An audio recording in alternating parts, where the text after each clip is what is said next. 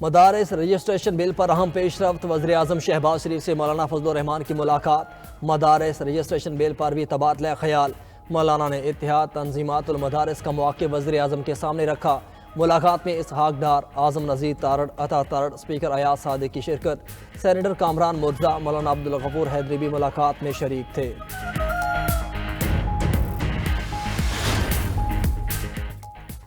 کرم میں کشیدگی پر قابو پانے کا مشن، خیبر پختونخوا کی ایپیکس کمیٹی نے ضلع کرم میں بنکرز ختم کرنے کا فیصلہ کر لیا۔ وزیر اعلیٰ علی امین گنڈا پور کی زیر صدارت پشاور میں بڑوں کی بیٹھک، صوبائی ایپیکس کمیٹی اجلاس میں وفاقی وزیر داخلہ Mohsin Naqvi, chief secretary Khyber Pakhtunkhwa, corps commander Peshawar, آئی جی پولیس اور دیگر شریک ہوئے۔ اجلاس میں کرم میں قیام امن کے لیے صوبائی حکومت کے اقدامات کا جائزہ لیا گیا۔ وزیر اعلیٰ علی امین گنڈا پور نے کہا کہ امن قیام کے لیے تمام توانائیاں بروئے کار لائیں گے۔ امن و امان کے قیام کے لیے وفاقی حکومت بھی تعاون کرے گی۔ وزیر داخلہ محسن نقوی نے کہا کہ امن کے لیے ہر سطح پر اقدامات کیے جائیں گے۔ وفاقی حکومت ملک بھر میں امن و امان کے قیام کے لیے کوشاں ہے۔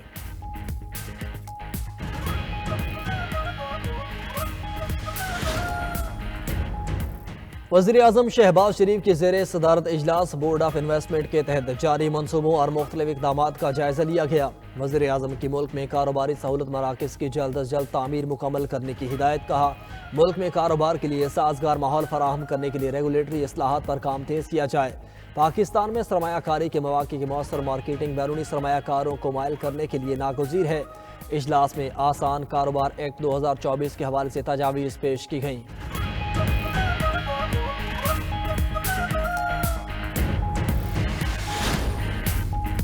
سپریم کورٹ میں قتل کے ملزم اسحاق کی درخواست ضمانت قبل از گرفتاری پر سماعت، عدالت کا ملزم کو گرفتار کر کے جیل حکام کے حوالے کرنے کا حکم۔ جسٹس عطر من اللہ نے ریمارکس دیے کہ ریاست حکومت لانے اور گرانے میں مصروف ہے، سارے ادارے سیاسی مخالفین کے پیچھے پڑے ہیں۔ وزیر اعظم کے قتل سے بڑا جرم کیا ہو سکتا ہے؟ 40 سال بعد منتخب وزیر اعظم کے قتل کا اعتراف کیا گیا۔ جسٹس جمال خان مندوخیل نے کہا کہ ریاست کی کیا بات کریں، 3 وزیر اعظم مارے گئے، ان کے مقدمات کا کیا بنا؟ جب تک ریاستی ادارے پولیٹیکل انجینئرنگ میں ہوں گے یہی حال ہوگا۔ جسٹس ملک شہزاد نے ریمارکس دیے، جس ملک میں وزیر اعظم کا یہ حال ہو، عام آدمی کا کیا حال ہوگا؟ وزیر اعظم ایک دن وزیر اعظم ہاؤس تو دوسرے دن جیل میں ہوتا ہے، کسی کو پتہ نہیں کہ کس نے کتنے دن وزیر اعظم رہنا ہے۔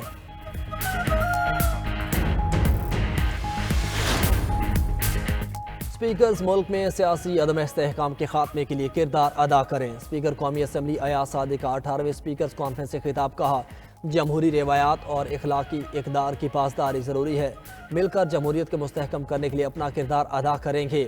اسپیکرز تجاویز کے بجائے کردار ادا کرنا ہوگا، تمام اسپیکرز کو اپنی اپنی اسمبلیوں کو مزید فعال بنانا ہوگا۔ چیئرمین سینٹ یوسف رضا گیلانی نے کہا کہ وفاق اور صوبوں میں جمہوری اداروں کی مضبوطی اور استعداد کار میں اضافہ سب کی مشترکہ ذمہ داری ہے۔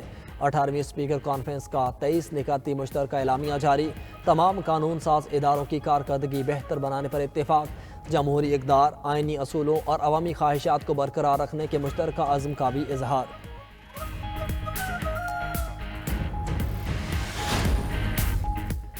ہم ووٹ الف کو دیتے ہیں، حکومت بے کو مل جاتی ہے، فنکشنل لیگ کے سربراہ پیر پگارا نے کہتے ہیں 70 سال سے الیکشن کیسے ہو رہے ہیں، اس بار عالمی سطح پر بھی پتہ چل گیا کہ الیکشن کیسے ہوتے ہیں۔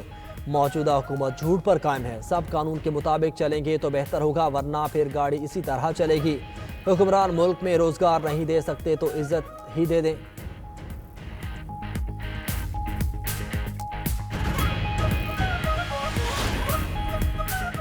وزیر اعلیٰ سندھ مراد علی شاہ سے پنجاب اور خیبر پختونخوا کے گورنرز کی ملاقات۔ پنجاب اور خیبر پختونخوا میں پیپلز پارٹی کی مضبوطی پر بات چیت، ملکی سیاسی اور معاشی صورتحال پر تبادلہ خیال۔ فیصل کریم کنڈی اور سردار سلیم حیدر کی گورنر سندھ کامران ٹھسوری سے بھی ملاقات۔ گورنرز کی ملاقات میں ملکی صورتحال، مدارس رجسٹریشن بل، پارا چنار کے مسائل اور ان کے حل پر تفصیلی تبادلہ خیال۔ تینوں گورنرز کا مسائل کے حل کا عزم۔ وزیر اعلیٰ سندھ مراد علی شاہ سے سابق آئی جیز کی بھی ملاقات۔ پولیس اصلاحات پر گفتگو۔ مراد علی شاہ نے کہا کہ ہر ادارے کا اپنا دائرہ کار ہے، پولیس کو فعال خود مختاری ہونی چاہیے۔ صوبے کے لوگوں نے منتخب کیا، خدمت اور حفاظت کرنا ہمارا فرض ہے۔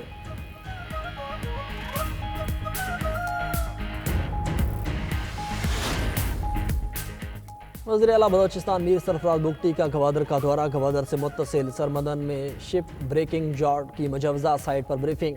سرفراز بگٹی نے کہا کہ اعتماد دلانا ہوگا کہ شپ بریکنگ چارٹ سے مقامی لوگ متاثر نہ ہوں، مقامی ماہی گیروں کے تحفظات دور کیے بغیر منصوبہ بے سود ہوگا، عوامی مفاد کے برعکس کوئی فیصلہ نہیں کریں گے۔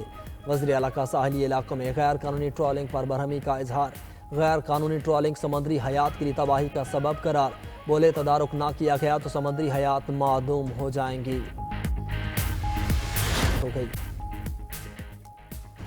ہفتہ وار بنیادوں پر مہنگائی کا پارہ مسلسل دوسرے ہفتے بھی ہائی، حالیہ ہفتے میں مہنگائی کی شرح میں مزید 0.38% اضافہ، سالانہ شرح 4.62% ریکارڈ۔ ایک ہفتے میں 15 اشیاء ضروریہ مہنگی، 13 سستی ہوئیں۔ ادارے شماریات کی رپورٹ جاری، ایک ہفتے کے دوران ٹماٹر فی کلو ریکارڈ 76.40 روپے مہنگے، قیمت ڈبل سینچری کراس 212 روپے تک پہنچ گئے۔ ایک ہفتے میں چینی فی کلو 31 پیسے مہنگی، کوکنگ آئل، گھی، صابن، بیف، گڑ، لہسن، لکڑی بھی مہنگی ہونے والی اشیاء میں شامل۔ تازہ دودھ، خشک دودھ، دہی، بجلی سمیت 23 اشیاء کے دام مستحکم رہے۔ ملک میں جاڑا جوبن پر، بالائی علاقوں میں سردی نے کڑاکے نکال دیے، گلگت بلتستان سمیت بالائی علاقوں میں نقطہ انجماد سے نیچے گر گیا۔ میدانی علاقوں میں بھی سردی کے ڈیرے، جنوبی پنجاب کے مختلف علاقوں میں سردی کی لہر۔ ملتان میں کم سے کم درجہ حرارت 5.2 ڈگری ریکارڈ۔ شہری سردی سے محفوظ رہنے کے لیے گرم کپڑوں کی خریداری کر رہے ہیں۔ گرم ملبوسات کے سٹالز پر خریداروں کا رش، دکانداروں کی چاندی ہو گئی۔